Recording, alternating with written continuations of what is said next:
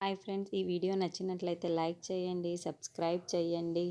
మళ్ళీ మాలిని ఇంటికి వచ్చి బోనాల జాతరలో జరిగిన అన్ని విషయాలు దృష్టిలో పెట్టుకొని నేను ఒక నిర్ణయానికి వచ్చాను అని చెప్పేసి అంటూ ఉంటుంది.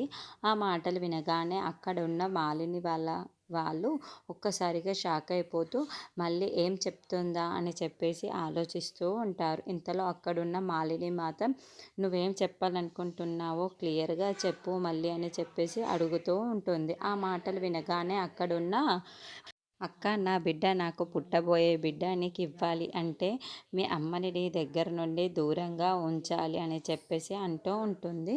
ఆ మాటలు వినగానే ఇంట్లో ఉన్న వాళ్ళందరూ ఒక్కసారిగా షాక్ అయిపోతూ ఉంటారు.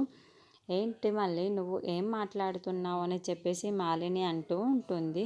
ఆ మాటలకు అక్కడున్న మళ్ళీ మాత్రం అవును, నా బిడ్డను నీకు ఇవ్వాలి అంటే మీ అమ్మకు నువ్వు దూరంగానే ఉండాలి. అలా అయితేనే నేను నా బిడ్డను నీకు ఇవ్వగలను అని చెప్పేసి అంటూ ఉంటుంది.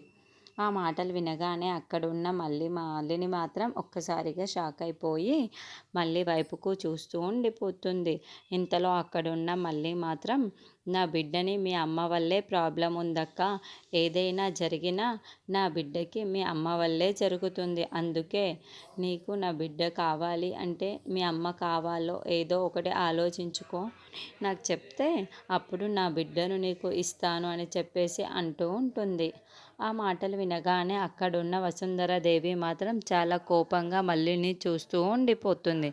ఇంతలో అక్కడున్న మళ్ళీ మాత్రం అవునక్క, నువ్వు ఏదో ఒకటి నిర్ణయించుకొని నాకు చెప్తే అప్పుడు నేను నీకు నా బిడ్డని నీకు ఇవ్వాలో ఇవ్వకూడదో నాకే అర్థమవుతుంది అని చెప్పేసి అంటూ ఉంటుంది. ఆ మాటలు వినగానే ఇంట్లో ఉన్న వాళ్ళందరూ ఒక్కసారిగా షాక్ అయిపోతూ ఉంటారు.